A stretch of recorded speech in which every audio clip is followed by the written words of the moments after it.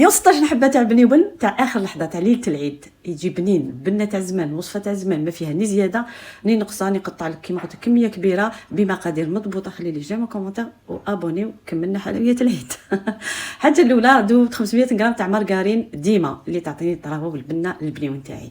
زدت لها 500 غرام تاع العسيله ونروحوا نوجدوا النواشف. لي زانغريديون خليكم مكتوبين تحت لا فيديو. عندي رطل تاع كاوكاو محمص ومرحي، 2 باكي تاع غاليت، زدت رحيت باكي تاع قفريط مع 20000 حلوه الترك. خلطتهم كامل وزدت لهم 4 مغارف تاع كاكاو باش نعدلوا الحلاوه. هنا زدت 2 مغارف تاع شوكولاطه كتبقات لي، تقدروا ما تزيدوهاش.